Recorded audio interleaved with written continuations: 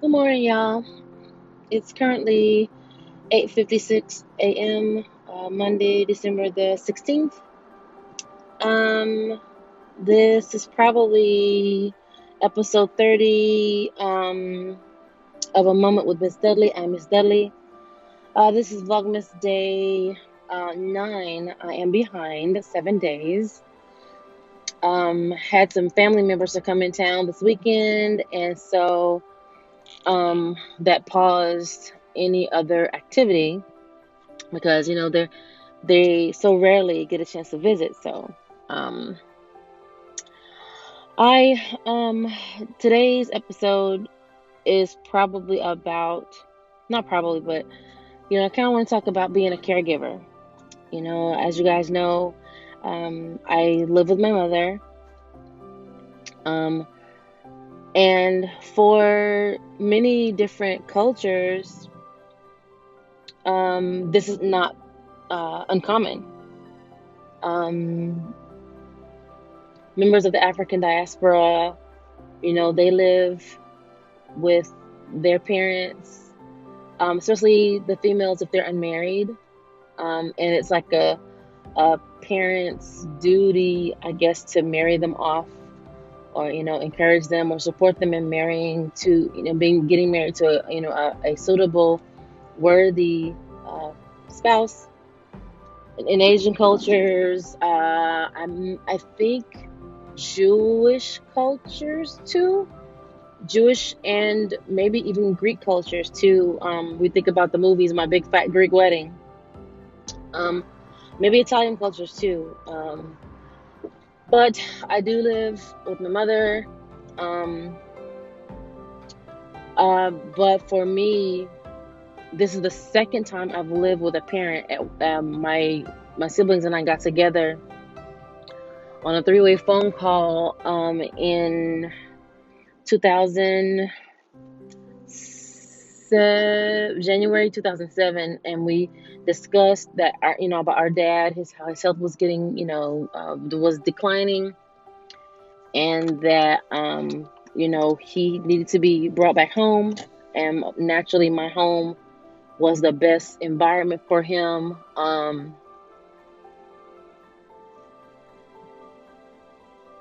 home was the best environment for him because I didn't have any children, divorced at the time. All I had was my dogs. And all I had was my dogs. And so I could focus and I wasn't even dating. So I could focus my attention on my dad. And I was probably, let's see, I'm 45 now.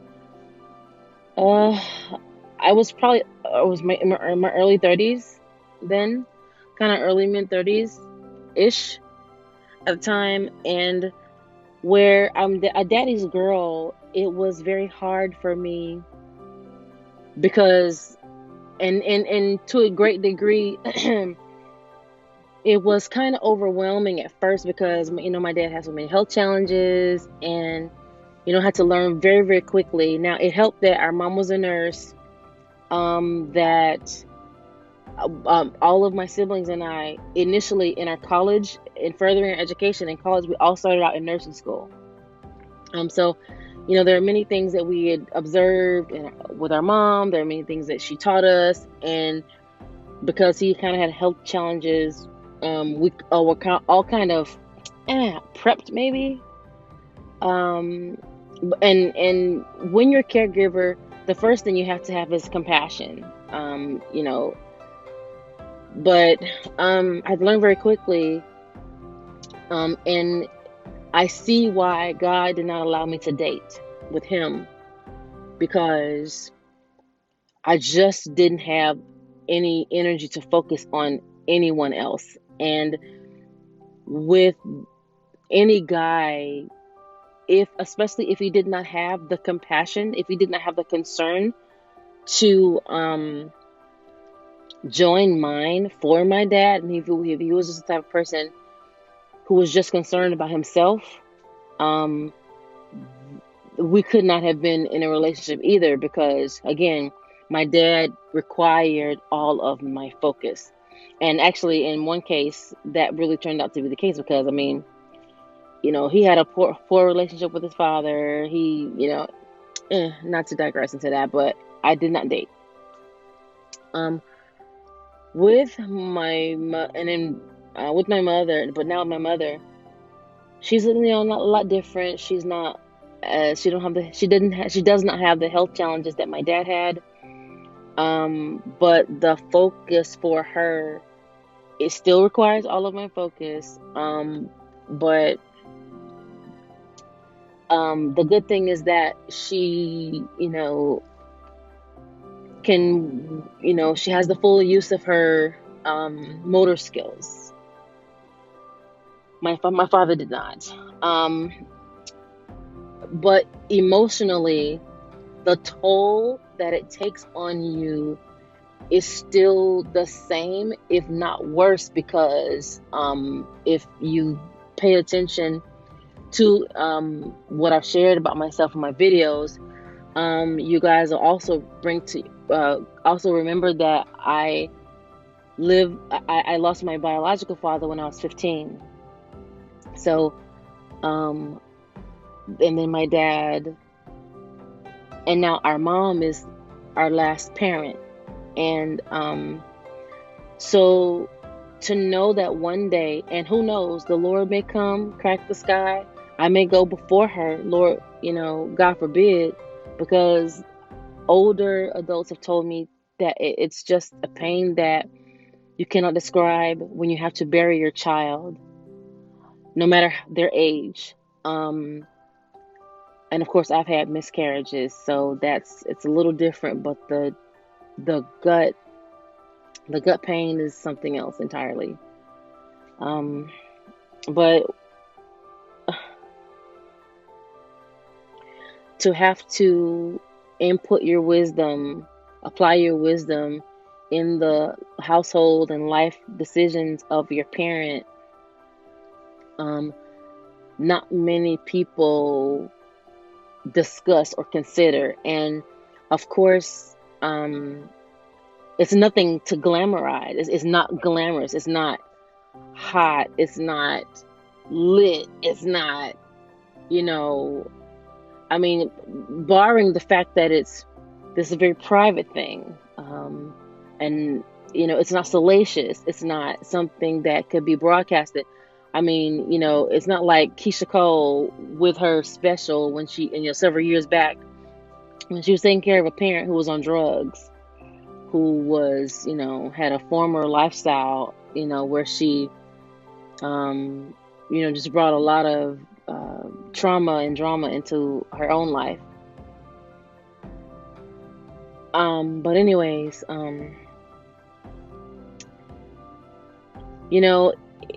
being a caregiver, it requires support. It requires opportunities for respite. I did take respite with my dad, but it was very difficult because, my siblings were so far away at the time. And to trust him with someone else to, at the very least, maintain the status of health that I have him at, maintain his hygiene, be as kind to him. And, that was something. But again, my mom, she's still kind of up and at him. She's very much up and at him, as a matter of fact, not kind of. And it scares me sometimes because I watch for when she's slowing down. I watch for, when anything in her demeanor changes. I'll say it that way. And again, when they're your last parent, and that knowledge never leaves your mind. It never leaves your mind. And I mentioned in my last video how YouTube is helping me with depression. I don't get a chance to get to my psychologist very often, for multiple reasons. He's very popular. He's very good. And again, hence that's one of the many reasons besides life that I am very heavily reliant on my faith in God, because the word says that He is our wonderful Counselor, Prince of Peace, mighty God, everlasting Father. He's our Paraclete, our friend. You know, God is everything, and only He can help you cope with the daily knowledge that time is passing by, and one day your situation with your parent is going to change. And what are you going to do? Are you going to be steady on the inside so that you're not shaken? How are you going to fare when this time comes?